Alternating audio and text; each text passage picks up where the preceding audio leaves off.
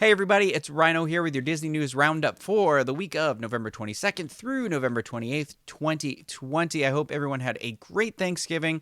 There's not a ton of crazy stories for this week, but here are the highlights. In case you missed it, earlier this week, Disney Imagineer Joe Rohde announced his plans to retire on January 4th, 2021. Rohde has been with the Disney company for 40 years and has said that, quote, "I'm not that old yet, and there are things I want to do that cannot be done here." He made a long post on his Instagram if you want to check that out and read more.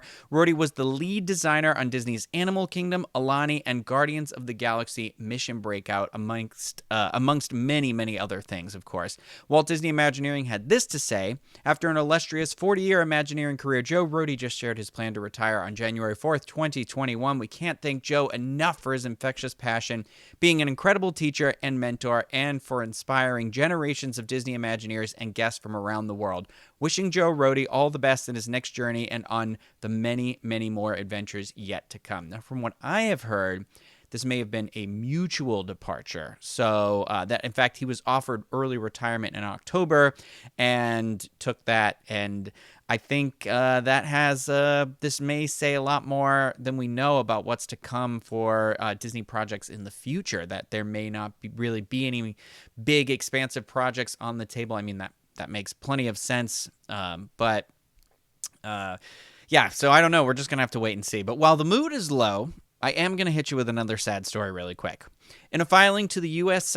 Securities and Exchange Commissions on Wednesday, the Walt Disney Company shared its intention to lay off 32,000 cast members by the end of March of 2021. The SEC filing states, in part, due to the current climate, including COVID-19 impacts and changing environment in which we are operating, the company has generated efficiencies in its staffing, including limiting hiring to critical business roles, furloughs, and reductions in force. As part of these actions, the employment of approximately 32,000 employees, primarily at parks, experiences, and products, will terminate in the first half of fiscal 2021.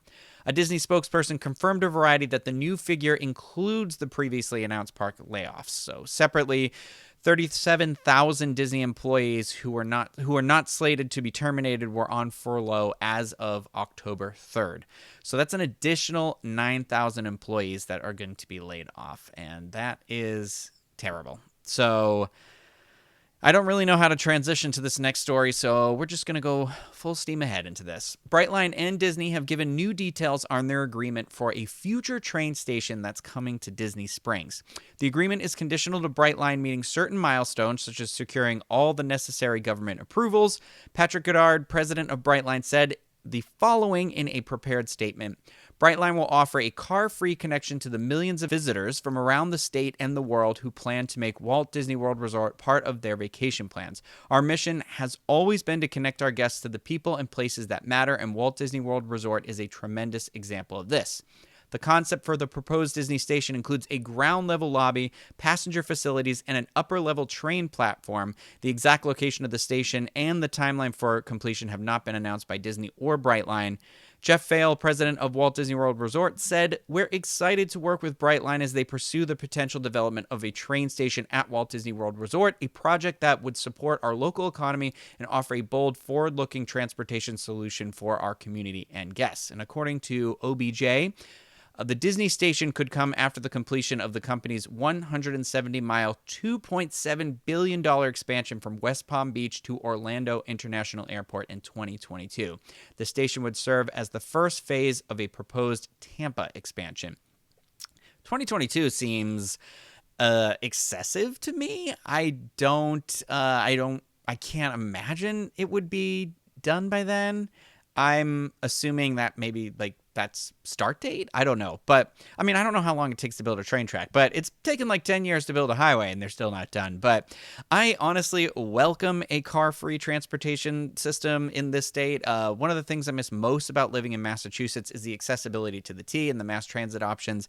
And I miss trains. I feel like they're just the easiest thing to hop on and off of sometimes. And Florida is in desperate need of some of that public transportation that could really broaden some of the, it could open up a lot more jobs, bring a lot more business to some of these more smaller sequestered developed areas, because we still got a lot of strips of area down here that aren't completely developed yet. So I think it's a must. We got to see something coming, but it looks like some park-to-park transportation will also be returning to Walt Disney World soon. As you may have heard, the modified ability to park hop is returning to Walt Disney World on January 1st, 2021, my birthday.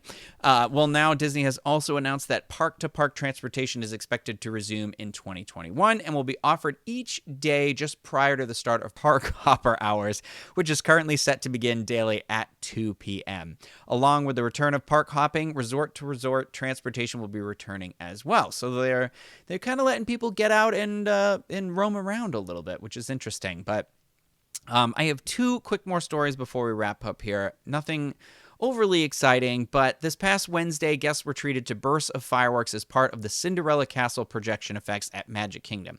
If you didn't know, there have been no fireworks spectaculars at any of the Walt Disney World theme parks since March. These pyrotechnic pixie dust moments will add a flourish of holiday cheer each night through December 30th, 2020. And beginning Monday, November 30th, Walt Disney World annual pass holders can shop Passholder-Exclusive Magic Kingdom holiday merchandise featuring holiday castle projections. Guests can visit select locations at Magic Kingdom through December 30th, 2020, while supplies last, of course, to shop a selection of festive magic bands, ornaments, raglan fleeces, and more. The Passholder exclusive merchandise is also eligible for the Passholder merchandise discount, which is nice. So that's it. That's all the news highlights I have for this week. So if you liked this video even a little bit, consider hitting that thumbs up button and subscribing to the channel. And the next time that you're planning a Disney vacation, we do ask that you please consider booking with Dreams Unlimited Travel. They are experts at planning the perfect Disney vacation. It costs you nothing extra on your trip, and you help support the Diz Unplugged, all the channels, all the content, and all the sites that we have here. So much appreciated. And you can visit them at dreamsunlimitedtravel.com. But like I said, that is it. That's going to do it for me. Thank you, everybody, for tuning in. I will see you next time. Bye, everyone.